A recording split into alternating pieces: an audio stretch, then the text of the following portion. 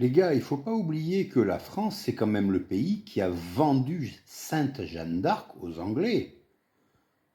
Alors, ça, ça en dit long, quoi. Si vous reprenez l'histoire de France, ce n'est qu'une succession de trahisons et de reniements. Écoutez-moi ça, les gars.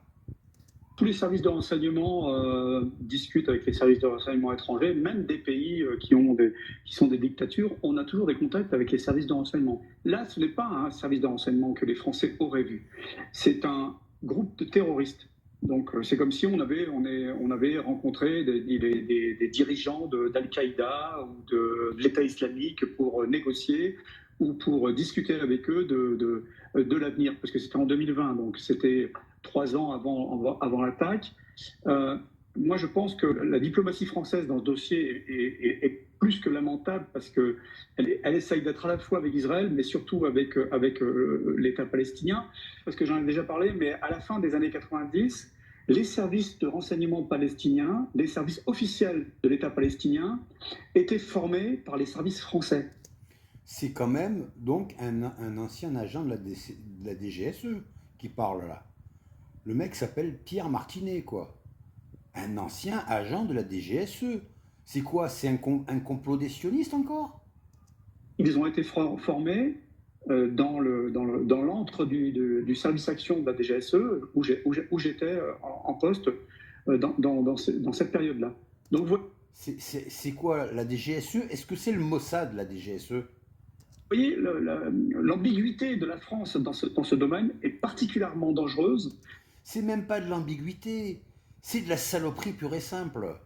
parce qu'elle veut à la fois montrer un intérêt pour Israël en disant qu'Israël a le droit de se défendre. C'est ce qu'a On veut jouer sur les deux tableaux, encore une fois. On va se faire niquer, comme toujours.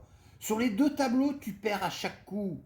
dit le président de la République française le lendemain du 7 octobre en disant il fallait mettre en place une coalition pour détruire le Hamas, mais en même temps, eh bien, il discute avec le Hamas. Parce que ce président-là, depuis de nombreuses années, joue avec le feu, mais il joue mal avec le feu, parce que forcément, ça se Mais comme ses prédécesseurs, comme tous ses prédécesseurs, à vouloir jouer avec le feu, on s'est toujours fait niquer. sait. Et c'est absolument pas un hasard si ça sort aujourd'hui, hein, parce que ce président voudrait reconnaître un État terroriste, un État qui est dirigé par un groupe terroriste, donc c'est une aberration totale.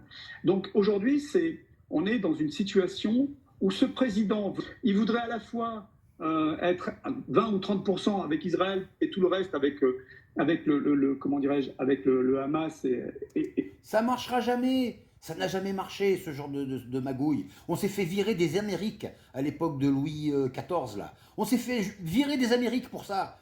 La France avait les trois quarts de ce qui est l'actuel territoire des États-Unis d'Amérique. On s'est fait virer à coups de pompe dans le cul avec ces manières de faire, putain. la fausse autorité palestinienne, qui est fantoche actuellement, uniquement pour satisfaire la rue arabe française, parce que ce président-là, je vous le rappelle, après je termine, n'était pas présent le jour de la manifestation contre l'antisémitisme en France par peur de la rue arabe française.